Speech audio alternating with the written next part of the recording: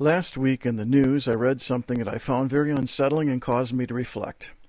You know, Wisconsinites are proud of who we are, and as a fifth-generation Wisconsinite, I started to think that the story behind the reasons that Wisconsin is a special place are not known to all.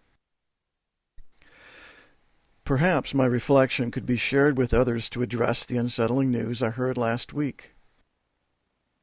Our governor has proposed a large reduction in funding to the UW system, amounting to a 13% reduction in state aid. His offhand remarks that professors should teach one more class a semester convinced me of his elementary understanding of our university system. He talks about shared governance so that the UW system can be more efficient. I believe that this is a very short-sighted attempt that at best will reduce our taxes, but at worst could destroy the future of our state. I would like to share something with you. Let's go back in time and see how who we are has been shaped by the UW and also by our past future-thinking Republican governors. Note our state flag. What is there? A miner and a sailor. This is what Wisconsin was in 1848. In 2004, a state quarter was released by the U.S. Mint. Note, there's no miners and no sailors. What's with that? No marks of cheese or cows on our state flag. Dairy is a huge part of our state economy. No other single product has more economic impact in Wisconsin. We gladly call ourselves cheeseheads,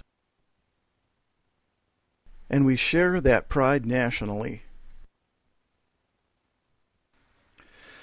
Well, what changed between the state flag in 1848 and the 2004 quarter? The Erie Canal was built in the 1820s. DeWitt Clinton was the New York governor who secured public funding for this large project. The canal connected Wisconsin to the east via the Great Lakes, and many new settlers arrived from the east. Many of our own town names in Wisconsin are from those early New York settlers. These settlers were wheat farmers, and Wisconsin quickly became the breadbasket of the U.S., producing 1/6 of the nation's wheat. But wheat depleted the soil of nutrients and started to fail. We're cheeseheads, not wheatheads. So what happened? Here is where the connection to the UW starts. The first state legislature and the first governor approved and supported the creation of the university. Let's look at the mission statement of the UW-Madison. Has this been lived out by the UW, or has the UW just been a tax burden to our state's residents? Note the end of the mission statement. The university will help ensure the survival of this and future generations and improve the quality of life for all. The College of Agricultural and Life Sciences fulfills the UW's mission as a land-grant university that dates back to the Republican Congress in 1862 under the Republican President Abraham Lincoln. The state legislature opted at that time to direct those funds to the University of Wisconsin in Madison to carry out the land-grant mission.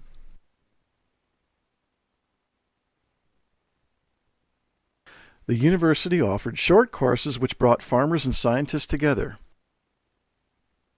So who are these scientists, and why can't they just teach more classes? Here's one. Professor King. He was instrumental in developing the round silo. Why is that important? It reduces mold. Before then, farmers used pit silos in the ground. So these started to appear in Wisconsin. Now we see these so that feed can be preserved to feed cows in winter. Wisconsin became a center for silo building. So Professor King also became famous for soil science. And here's the building named after him on campus. Not only did the UW help develop the silo, politicians became involved.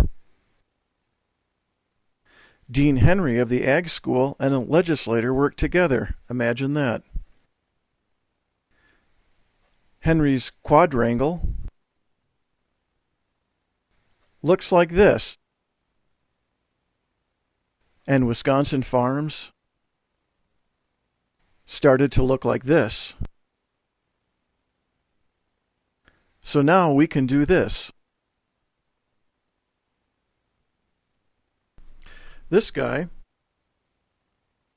is William Hoard. He is considered the father of modern dairying. He was born in New York and moved to Fort Atkinson. He encouraged farmers in his journal to develop silos and use the Babcock milk test. Here's a Babcock milk tester. Another one. Note how it is built in Fort Atkinson. I thought this was the Babcock milk test.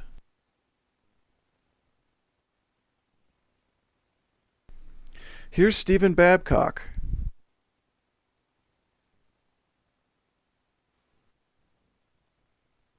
Rather than teaching an extra course, he developed the Babcock butterfat test. Farmers who used to cheat by adding water to their milk could be exposed.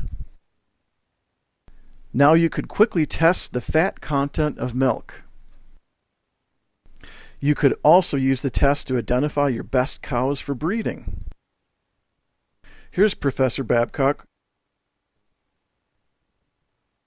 So that's it? That's why we have cows and cheese? No, there's much more. Remember William Hoard?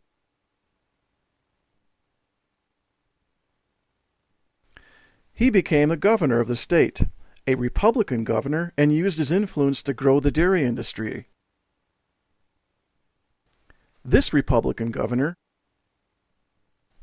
he wants to protect the taxpayer and thinks that the UW will be stronger by cutting its funding.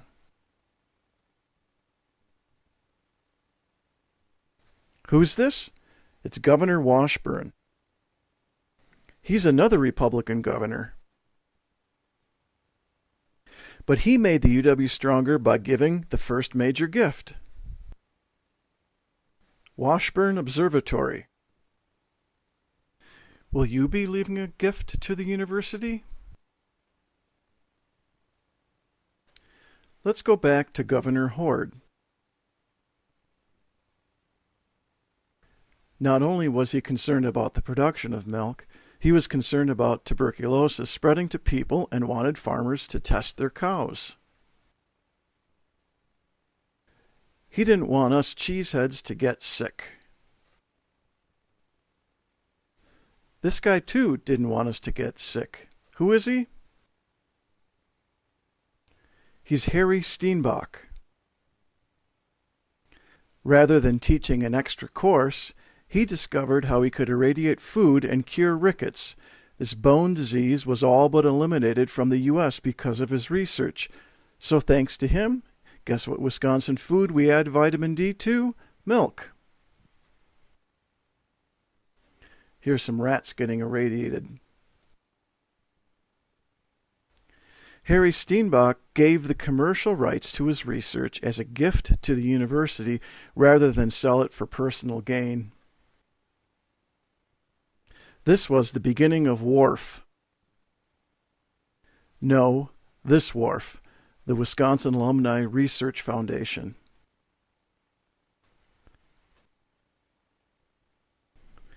So it's only milk and cheese that this university has given us? No. Let's take a quick look at some other things that affect us, and as the mission states, help ensure the survival of this and future generations, and improve the quality of life for all.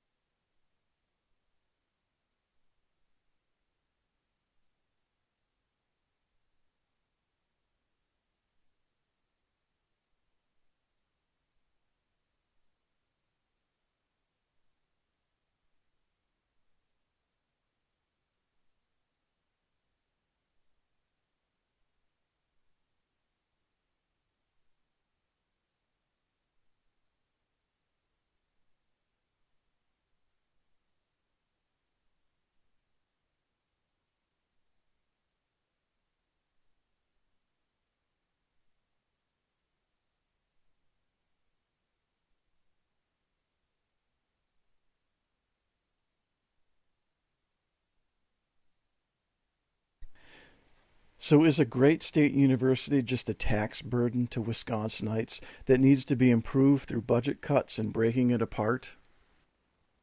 When our governor makes a quip that professors need to teach an extra class, I have to wonder if he simply thinks that professors are sitting around not doing anything until now and just need his direction to be a benefit to the state. I also really wonder if he truly understands how a great teaching and research university profits the state, nation, and world for multiple centuries.